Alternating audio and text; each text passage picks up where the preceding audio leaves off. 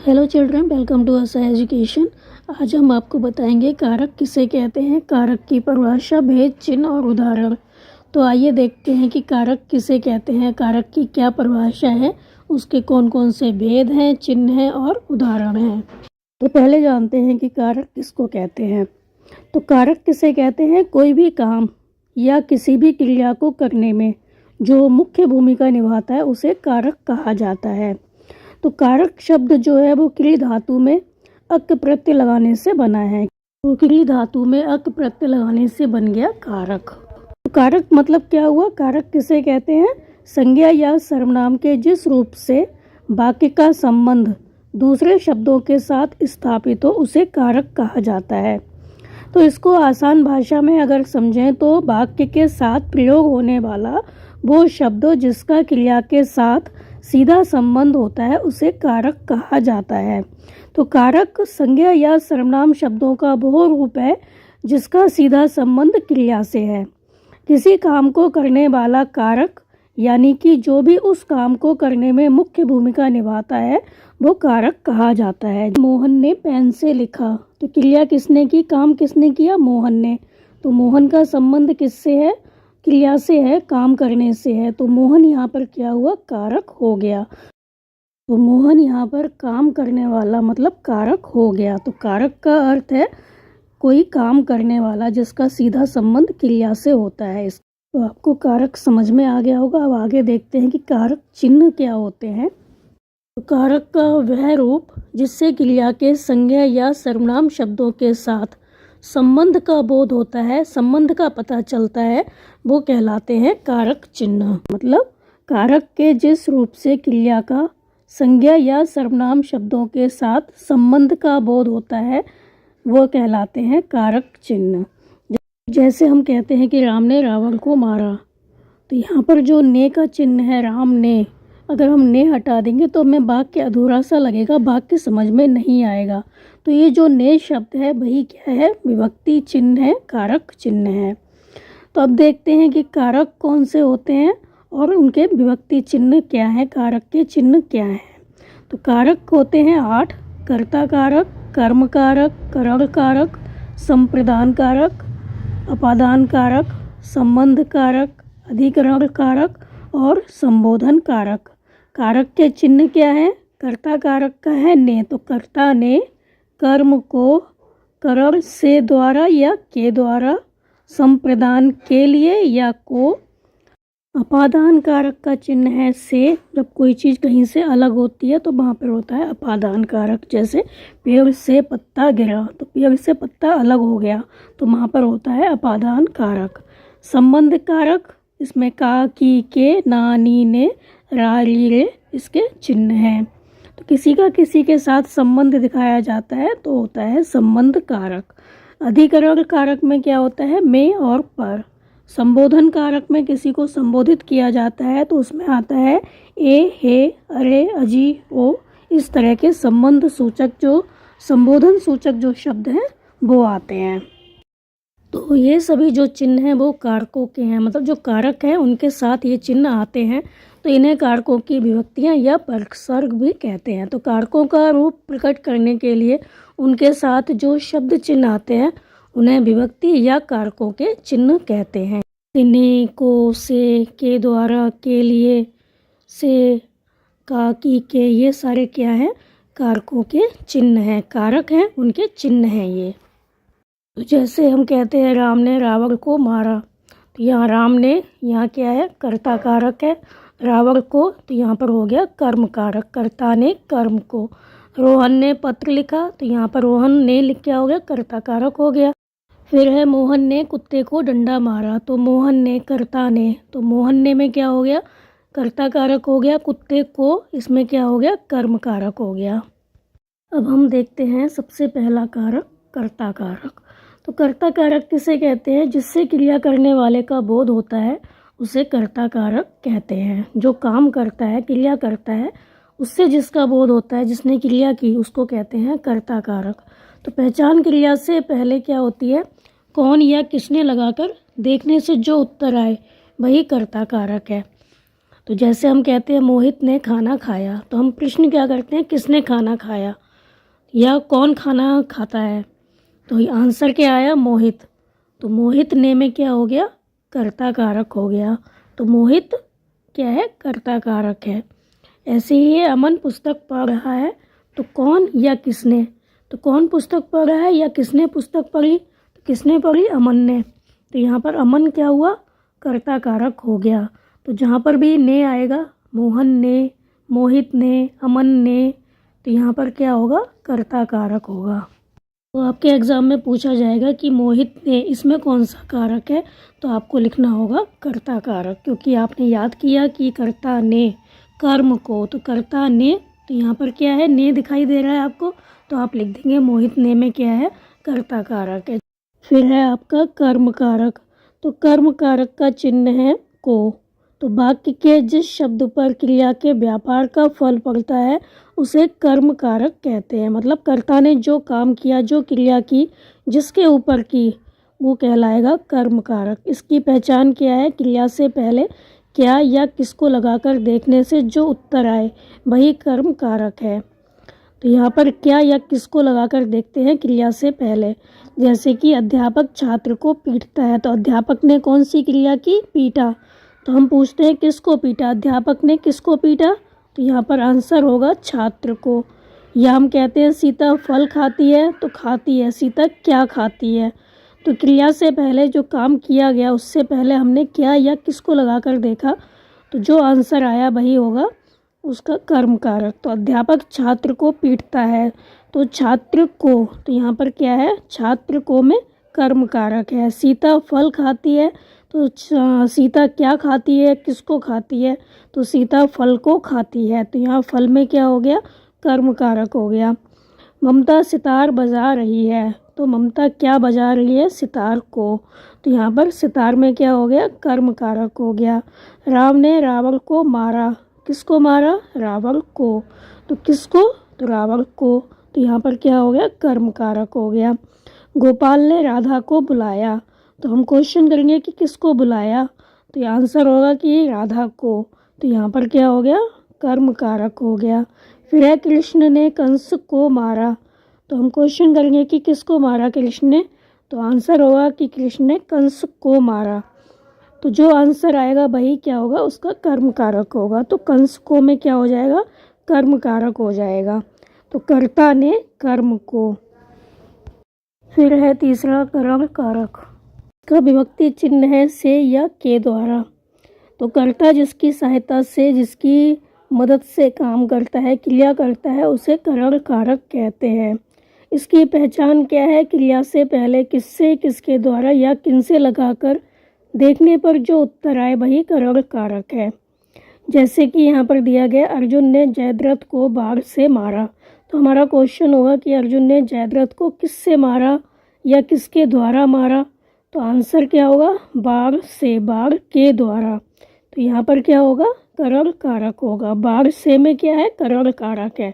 अर्जुन ने में कर्ता कारक, किसको मारा, जयद्रथ को, तो यहाँ पर हो गया कर्म कारक। बाण से या के द्वारा, किसके द्वारा, तो बाण के द्वारा मारा, बाण से मारा, तो यहाँ पर हो जाएगा कर्म कारक।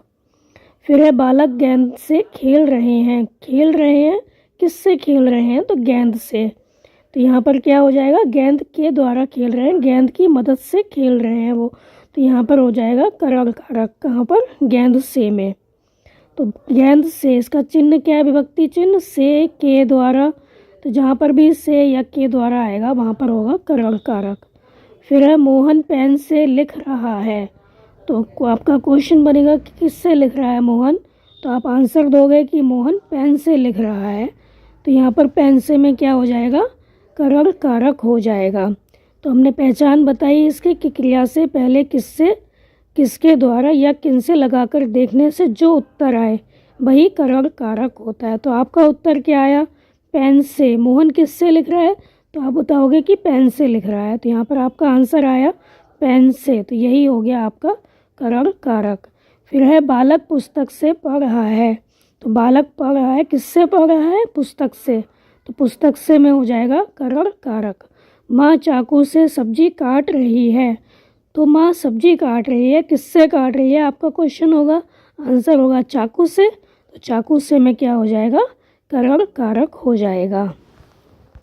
फिर अगला है संप्रदान कारक। इसका चिन्ह होता है का के लिए। जहाँ भी का या के लिए आएगा वहाँ पर होगा संप्रदान कारक। जिसे कुछ दिया जाए या जिसके लिए काम किया जाए, क्रिया की जाए, उसे संप्रदान कारक कहते हैं।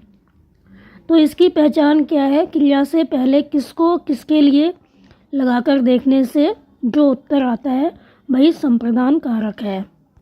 एग्जाम्पल है जैसे कि यहाँ पे लिखा हुआ है रवि बच्चों के लिए मिठाई लाया। तो हम इसका प्रश्न बनाएंगे कि रवि मिठाई लाया, किसके लिए लाया। तो रवि किसको मिठाई लाया, किसके लिए मिठाई लाया। तो आंसर होगा बच्चों के लिए। तो हमने इसका चिन्ह बताया किसके लिए और किसको। तो हम प्रश्न अगर बच्चों के लिए हटा दें तो हम प्रश्न क्या बनाएंगे कि रवि मिठाई लाया। तो हम यही पूछेंगे कि रवि किसके लिए मिठाई लाया। तो किसके लिए का आंसर होगा बच्चों के लिए। तो बच्चों के लिए में क्या हो जाएगा, संप्रदान कारक हो जाएगा। फिर है सुरेश ने महेश को पुस्तक दी। तो हम क्वेश्चन बनाएंगे कि सुरेश ने पुस्तक दी किसको या किसके लिए। तो यहाँ पर होगा महेश को या महेश के लिए। तो यहाँ पर हो जाएगा संप्रदान कारक। तो आप कहेंगे यहाँ पर को लिखा है तो यहाँ तो कर्म कारक होना चाहिए, लेकिन कुछ अपवाद होते हैं। जैसे कि यहाँ पर दिया हुआ है सुरेश ने महेश को पुस्तक दी। तो कोई काम किसी की सहायता के लिए किया जाता है, किसी के ऊपर उपकार किया जाता है, तो वहाँ पर क्या होता है, संप्रदान कारक होता है। तो सुरेश ने क्या किया, महेश को पुस्तक देकर उसकी सहायता की। तो यहाँ पर क्या हो जाएगा, महेश को में संप्रदान कारक हो जाएगा। तो सुरेश ने महेश के लिए पुस्तक दी। फिर है बच्चा दूध के लिए रो रहा था। तो यहाँ पर दूध के लिए रो रहा था। तो यहाँ पर दूध के लिए यहाँ पर क्या हो जाएगा, संप्रदान कारक हो जाएगा। बच्चा रो रहा था किसके लिए, दूध के लिए। फिर है हम यहाँ पढ़ने के लिए आते हैं। तो हम यहाँ किसके लिए आते हैं, किसको आते हैं। तो हम यहाँ पढ़ने के लिए आते हैं। तो यहाँ पर क्या हो जाएगा, पढ़ने के लिए में संप्रदान कारक हो जाएगा। फिर है वह नौकरी के लिए शहर गया। तो क्वेश्चन बनाएंगे हम, वह शहर गया किसके लिए। तो वह नौकरी के लिए शहर गया। तो यहाँ पर नौकरी के लिए में क्या हो जाएगा, संप्रदान कारक हो जाएगा। यहाँ पर भी के लिए आता है, वहाँ पर होता है संप्रदान कारक। तो कर्ता ने कर्म को करण से या के द्वारा, संप्रदान के लिए। अगला है अपादान कारक। इसका विभक्ति चिन्ह क्या है, से। तो जिससे कोई वस्तु अलग होती है उसे अपादान कारक कहते हैं।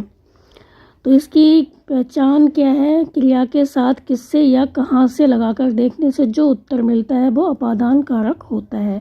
जैसे पेड़ से पत्ता गिरता है। तो पेड़ से पत्ता गिरता है, तो पत्ता कहाँ से गिरता है, किससे गिरता है, पेड़ से गिरता है। तो यहाँ पर क्या हुआ, पेड़ से में अपादान कारक हो गया। जिससे कोई चीज़ अलग होती है उसमें होता है अपादान कारक। मोहन घोड़े से गिर गया। तो मोहन किससे अलग हुआ, घोड़े से अलग हुआ। हम इसका क्वेश्चन करेंगे कि मोहन किससे गिर गया, कहाँ से गिर गया। तो आएगा आंसर घोड़े से। तो यहाँ पर होगा घोड़े से में अपादान कारक। कविता बस से गिर गई। कविता कहाँ से गिर गई, किससे गिर गई। तो बस से गिर गई आंसर होगा। तो यहाँ पर बस से में क्या होगा, अपादान कारक। गोबर से बिच्छू उत्पन्न होते हैं। तो गोबर से बिच्छू उत्पन्न होते हैं। तो बिच्छू कहाँ से उत्पन्न होते हैं, गोबर से। तो यहाँ पर होगा अपादान कारक।